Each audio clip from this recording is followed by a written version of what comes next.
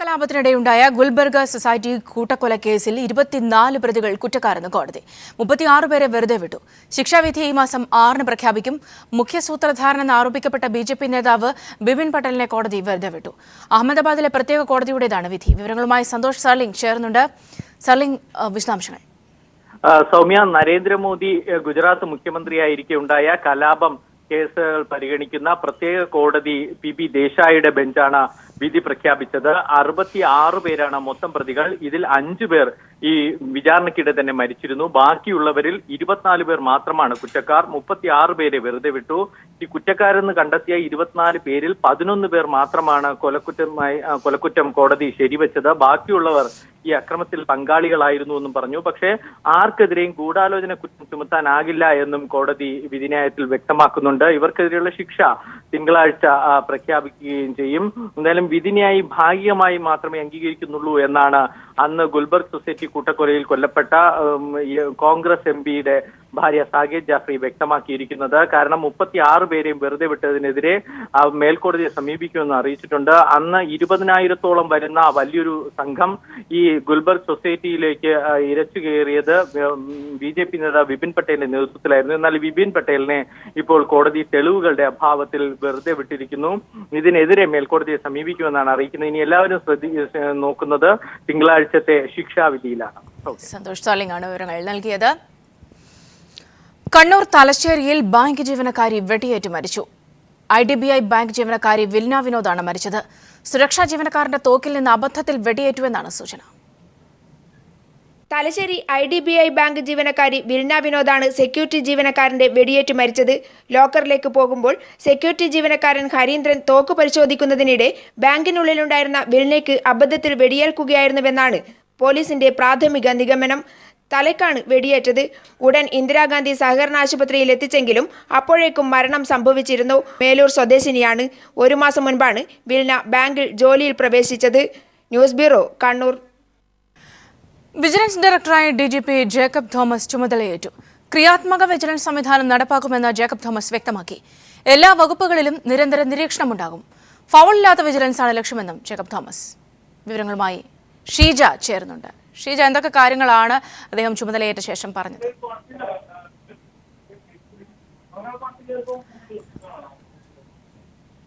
ഷീജ, കേൾക്കാമെന്ന് പ്രതീക്ഷിക്കുന്നു. വലിയ ആരോപണങ്ങൾ നേരിട്ടിരുന്ന വിജിലൻസിന്റെ തലപ്പത്തേക്ക് എത്തുമ്പോൾ ആ ചുമതല ഏറ്റെടുക്കുന്നതിന് മുൻപായി ജേക്കബ് തോമസ് എന്തൊക്കെ കാര്യങ്ങളാണ് പറഞ്ഞത്?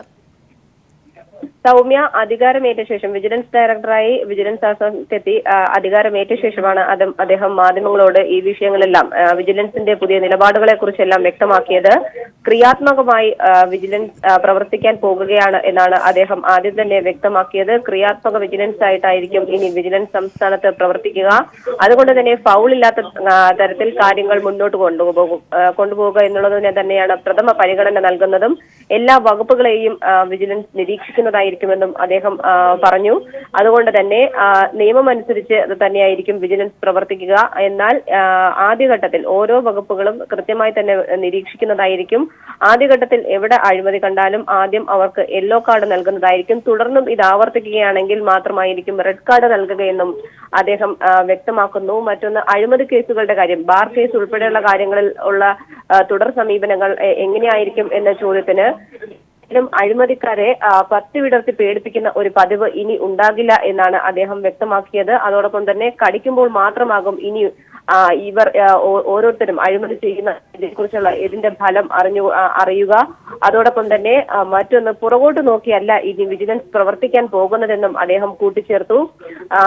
അതോടൊപ്പം മറ്റൊരു അദ്ദേഹത്തിനോട് ചോദിച്ചത് കഴിഞ്ഞ കാലങ്ങളിൽ അദ്ദേഹത്തിനെതിരെ ഉണ്ടായിട്ടുള്ള നടപടികളെ കുറിച്ചായിരുന്നു. അതെല്ലാം ഒരു പൊതുഗതിയുടെ വില മാത്രമാണ് താൻ അതിനെല്ലാം കൽപ്പിക്കുന്നത് എന്നൊരു മറുപടിയായിരുന്നു അദ്ദേഹം ഇതിന് മറുപടിയായി നൽകിയത്. ഏതായാലും എല്ലാം തന്നെ നിയമങ്ങളിൽ വരുന്ന മാറ്റം അനുസരിച്ചായിരിക്കും ഇനി വിജിലൻസിന്റെ ഘടനയിലും മാറ്റം വരിക.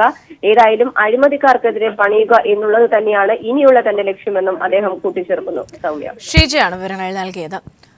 14ാം കേരള നിയമസഭയുടെ ആദ്യ സമ്മേളനത്തിന് തുടക്കം. 139 അംഗങ്ങൾ സത്യപ്രതിജ്ഞ ചെയ്തു. Pro tem speaker S. ശർമ്മ സത്യവാചകം ചൊല്ലിക്കൊടുത്തു. നാളെയാണ് സ്പീക്കർ തെരഞ്ഞെടുപ്പ്. 14ാം കേരള നിയമസഭയുടെ പുതിയ അംഗങ്ങളായി 139 പേരും നിയമസഭാ പ്രോടൈം സ്പീക്കറായ എസ് ശർമ്മ മുമ്പാകെയാണ് സത്യപ്രതിജ്ഞ ചെയ്തത്. ആകെയുള്ള 140 പേരിൽ 44 പേർ പുതുമുഖങ്ങളാണ്. കഴിഞ്ഞ നിയമസഭയിലുണ്ടായിരുന്ന 83 പേരും ഇത്തവണ സത്യപ്രതിജ്ഞ ചെയ്തവരിൽ പെടുന്നു. ഭരണപക്ഷത്തിൽ നിന്ന് 90 പേരും പ്രതിപക്ഷത്തിൽ നിന്ന് 47 പേരും MLA-മാരായി സത്യപ്രതിജ്ഞ ചെയ്തപ്പോൾ സ്വതന്ത്രനായി മത്സരിച്ച് ജയിച്ച പൂഞ്ഞാർ MLA PC ജോർജും BJPയുടെ പ്രതിനിധിയായി ആദ്യമായി നിയമസഭയിലേക്ക് എത്തിയ O രാജഗോപാലും സത്യപ്രതിജ്ഞ ചെയ്തു. ബഹുഭൂരിപക്ഷം അംഗങ്ങളും മലയാളത്തിൽ സഗൗരവം പ്രതിജ്ഞയെടുത്തപ്പോൾ മറ്റു ചിലർ ദൈവനാമത്തിലാണ് പ്രതിജ്ഞ ചെയ്തത്. ധർമ്മടം MLA-യും മുഖ്യമന്ത്രിയുമായ പിണറായി വിജയൻ 137ാമതായി സത്യപ്രതിജ്ഞ ചെയ്തപ്പോൾ ഈ നിയമസഭയിലെ ഏറ്റവും മുതിർന്ന അംഗമായ മലമ്പുഴയിലെ MLA-യും മുൻ പ്രതിപക്ഷ നേതാവുമായ VS അച്യുതാനന്ദൻ 8ാമതായി സത്യപ്രതിജ്ഞ ചെയ്തു. നിയമം വഴി സ്ഥാപിതമായ ഭാരതത്തിൻ്റെ ഭരണഘടനയോട് ഞാൻ നിർവ്യാജമായ വിശ്വസ്തതയും കൂറും പുലർത്തുമെന്നും ഞാൻ ഭാരതത്തിൻ്റെ പരമാധികാരവും അഖണ്ഡതയും നിലനിർത്തുമെന്നും ഞാൻ ഏറ്റെടുക്കുവാൻ പോകുന്ന കർത്തവ്യം ഞാൻ വിശ്വസ്തയോടുകൂടി നിർവഹിക്കുമെന്നും സഗൗരവം പ്രതിജ്ഞ ചെയ്യുന്നു. ഞാൻ ഭാരതത്തിൻ്റെ പരമാധികാരവും അഖണ്ഡതയും നിലനിർത്തുമെന്നും ഞാൻ ഏറ്റെടുക്കാൻ പോകുന്ന കർത്തവ്യം ഞാൻ വിശ്വസ്തയോടുകൂടി നിർവഹിക്കുമെന്നും സഗൗരവം പ്രതിജ്ഞ ചെയ്യുന്നു. PB അബ്ദുൾ റസാഖ് കന്നഡയിലും K രാജേന്ദ്രൻ തമിഴിലും പ്രതിജ്ഞയെടുത്തു. മുരളീധരൻ, ഹൈബി ഈഡൻ എന്നിവർ ഇംഗ്ലീഷിലാണ് സത്യപ്രതിജ്ഞ ചെയ്തത്. പ്രതിപക്ഷ നേതാവായ രമേശ് ചെന്നിത്തല, മുൻ മുഖ്യമന്ത്രി ഉമ്മൻചാണ്ടി, മന്ത്രിമാരായ EP Jayarajan, E Chandrasekharan, AK Saseendran, Kadannappally Ramachandran എന്നിവരും സത്യപ്രതിജ്ഞ ചെയ്തവരിൽ പ്രമുഖരാണ്. ഞാൻ ഏറ്റെടുക്കാൻ പോകുന്ന കർത്തവ്യം ഞാൻ വിശ്വസ്തയോടുകൂടി നിർവഹിക്കുമെന്നും ദൈവത്തിന്റെ നാമത്തിൽ സത്യം ചെയ്യുന്നു. സത്യപ്രതിജ്ഞ എടുത്ത 8 വനിതകളിൽ വീണ ജോർജ്, CK ആശ, പ്രതിഭ ഹരി എന്നിവർ പുതുമുഖങ്ങളാണ്. പട്ടാമ്പിയിൽ നിന്ന് വിജയം സ്വന്തമാക്കി മുഹമ്മദ് മുഹ്സീൻ ഈ നിയമസഭയിലെ ഏറ്റവും പ്രായം കുറഞ്ഞ അംഗമെന്ന പദവി സ്വന്തമാക്കി.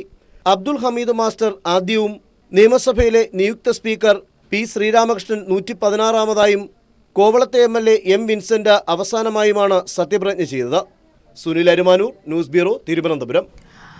ഭരണപ്രതിപക്ഷ MLA-മാർക്ക് പുറമെ BJP അംഗമായ O രാജഗോപാലിന്റെയും പൂഞ്ഞാറിൽ നിന്ന് വിജയിച്ച PC ജോർജിന്റെയും സത്യപ്രതിജ്ഞ നിയമസഭാ ചരിത്രത്തിൽ പുതുമ നിറഞ്ഞതായി. ഇരുവരും സഗൗരവം ദൈവനാമത്തിലാണ് സത്യപ്രതിജ്ഞ ചെയ്തത്. രാവിലെ 8:40ഓടെയായിരുന്നു PC ജോർജിന്റെ വരവ്. PC ജോർജ് സഗൗരവം ദൈവനാമത്തിലാണ് സത്യപ്രതിജ്ഞ ചെയ്തത്. സഭയിലെ ഒറ്റയാനായ PC ജോർജ് സഗൗരവം ദൈവനാമത്തിൽ സത്യപ്രതിജ്ഞ ചെയ്തത് അംഗങ്ങളിൽ പലരിലും ചിരി പടർത്തി. 8:45ഓടെയായിരുന്നു ഏക BJP അംഗം O രാജഗോപാൽ നിയമസഭയിലെത്തിയത്. കേരള നിയമസഭയുടെ ചരിത്രത്തിൽ ആദ്യമായി എത്തിയ BJP അംഗം O രാജഗോപാലും സഗൗരവം ദൈവനാമത്തിലാണ് സത്യപ്രതിജ്ഞ ചെയ്തത്. നിയമസഭയിലെ ഒരു അംഗമായി തിരഞ്ഞെടുക്കപ്പെട്ടിരിക്കുന്നതിനാൽ നിയമം വഴി സ്ഥാപിതമായ ഭാരതത്തിൻ്റെ ഭരണഘടനയോട് ഞാൻ നിർവ്യാജമായ വിശ്വസ്തതയും കൂറും പുലർത്തുമെന്നും ഞാൻ ഭാരതത്തിൻ്റെ പരമാധികാരവും അഖണ്ഡതയും നിലനിർത്തുമെന്നും ഞാൻ ഏറ്റെടുക്കാൻ പോകുന്ന കർത്തവ്യം ഞാൻ വിശ്വസ്തയോടുകൂടി നിർവഹിക്കുമെന്നും ദൈവത്തിൻ്റെ നാമത്തിൽ സത്യം ചെയ്യുന്നു. കാവ്യവേഷത്തിലെത്തിയ രാജഗോപാലിന്റെ സത്യപ്രതിജ്ഞ കാണാൻ BJP സംസ്ഥാന അധ്യക്ഷൻ കുമ്മനം ഉൾപ്പെടെയുള്ളവർ സന്ദർശക ഗാലറിയിൽ എത്തിയിരുന്നു. രാജഗോപാലിന് മുൻനിരയിലും PC ജോർജിന് പിൻനിരയിലുമായിരിക്കും ഇരിപ്പിടങ്ങൾ. ഭരണപക്ഷത്ത് നിന്ന് 91 പേരും പ്രതിപക്ഷത്ത് നിന്ന് 47 പേരും സഭയിലെത്തിയപ്പോൾ രാജഗോപാലും PC ജോർജും വേറിട്ടുനിന്നു. News bureau, Thiruvananthapuram. ജിഷയുടെ കൊലപാതകത്തിന് പിന്നിൽ കോൺഗ്രസ് നേതാവിന് പങ്കുണ്ടെന്ന ആരോപണത്തിൽ ഉറച്ചു നിൽക്കുന്നതായി ജോമോൻ പുത്തൻപുരയ്ക്കൽ. കേസുമായി ബന്ധപ്പെട്ട നിർണായക വിവരങ്ങൾ അന്വേഷണ സംഘത്തിന് കൈമാറുമെന്നും ജോമോൻ പുത്തൻപുരയ്ക്കൽ പറഞ്ഞു. ജിഷയുടെ കൊലപാതകത്തിൽ പെരുമ്പാവൂരുള്ള ഉന്നത കോൺഗ്രസ് നേതാവിന് പങ്കുണ്ട് എന്ന് ഞാൻ മുഖ്യമന്ത്രിക്ക് കൊടുത്ത പരാതിയിൽ ഉറച്ചു നിൽക്കുന്നു.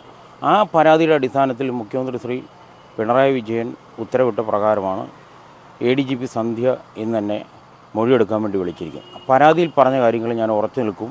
ഈ പരാതിയിൽ പറഞ്ഞ നേതാവ് ആരാണെന്നും നേതാവിൻ്റെ മകൻ്റെ പേരും നേതാവിൻ്റെ പേരും ഈ കൊലയിലേക്ക് നയിച്ച മോട്ടീവും വ്യക്തമായി തന്നെ പറയും. അതോടൊപ്പം തന്നെ ഈ നേതാവിൻ്റെ വീട്ടിൽ ജിഷയുടെ അമ്മ 20 വർഷത്തിലധികം ജോലി ചെയ്തെന്ന് ജിഷയുടെ അമ്മയ്ക്കും ആർക്കും നിഷേധിക്കാൻ പറ്റാത്ത തെളിവും അന്വേഷണ ഉദ്യോഗസ്ഥർ മുമ്പാകെ ADGP ശ്രീമതി സന്ധ്യ മുമ്പാകെ ഞാൻ മൊഴി നൽകും. നിഷേധിക്കാനാവാത്ത തെളിവുകൾ എനിക്ക് ഉത്തമ ബോധ്യമുള്ള 100% സത്യവും നീതിപൂർവവുമായി കേസിൻ്റെ യഥാർത്ഥ പ്രതിയിലേക്ക് എത്തുന്നതിന് വേണ്ടിയുള്ള എല്ലാ തെളിവുകളും ഇന്ന് നൽകുന്നതാണ്. ജിഷയുടെ കൊലപാതകത്തിന് പിന്നിൽ കോൺഗ്രസ് നേതാവിന് പങ്കുണ്ടെന്ന ആരോപണത്തിൽ അന്വേഷണ സംഘം പൊതുപ്രവർത്തകൻ ജോമോൻ പുത്തമ്പരിക്കലിന്റെ മൊഴിയെടുക്കുന്നു.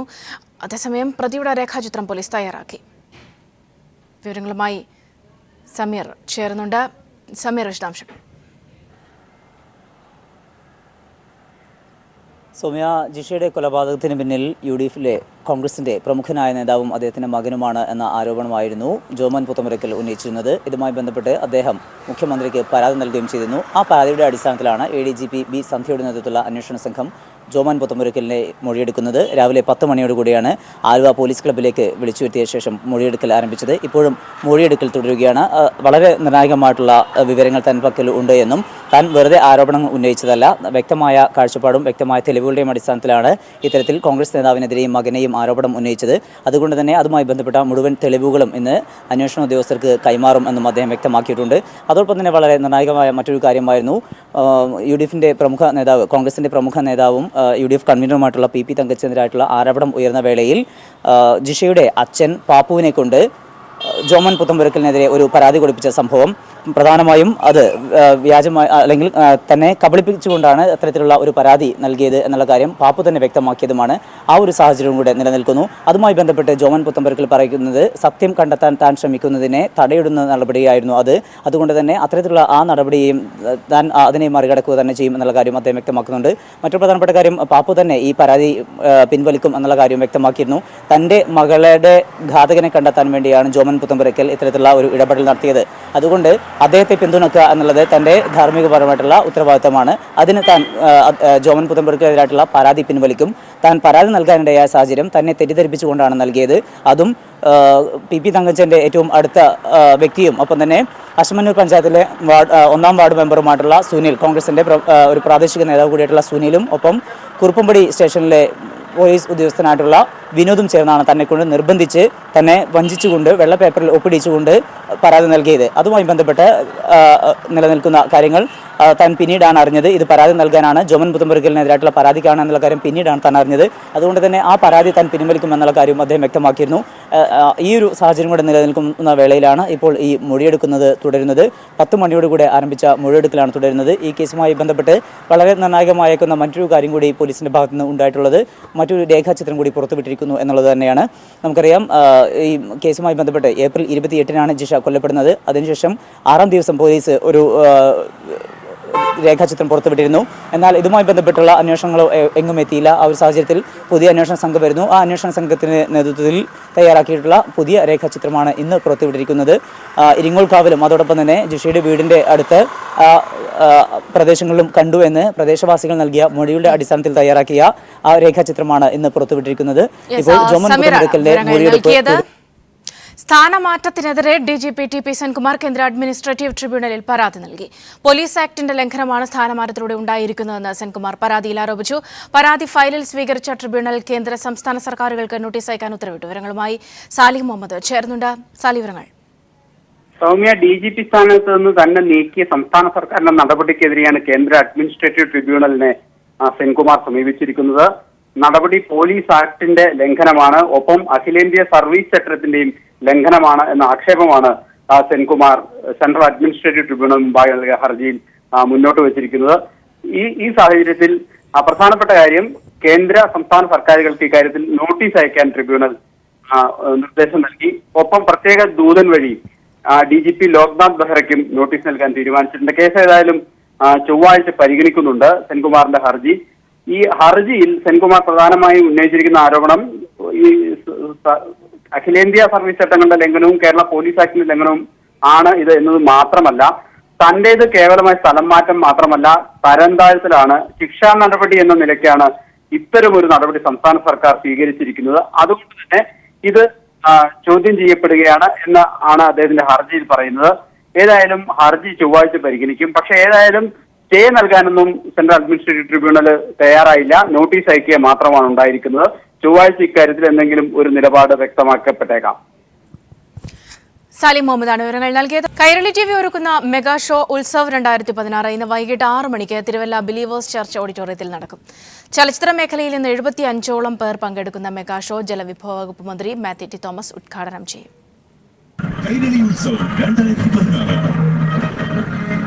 തിരുവല്ലയിലേക്ക് കലയുടെയും സംഗീതത്തിന്റെയും ഉത്സവമൊരുക്കി കൈരളി TV വീണ്ടും എത്തുന്നു.